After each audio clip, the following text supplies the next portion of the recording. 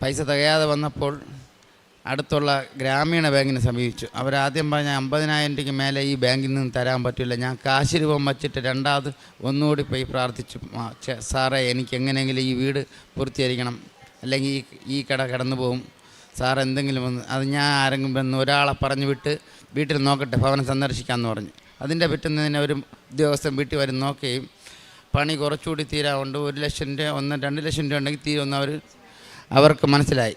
അവർ വീണ്ടും എങ്ങനെ തിരിച്ചടയ്ക്കുമെന്ന് ചോദിച്ചു. ഞാൻ പറഞ്ഞു കുറേശ്ശെ 2,500 വെച്ച് മാസം തോറും അടച്ചോളാം, ഞാൻ സിനിമയിലാണ് ജോലി ചെയ്യണം, എനിക്ക് ശമ്പളമുണ്ട്, അതിനുള്ള വരുമാനം എനിക്ക് കിട്ടും സാറേ എന്ന് പറഞ്ഞു.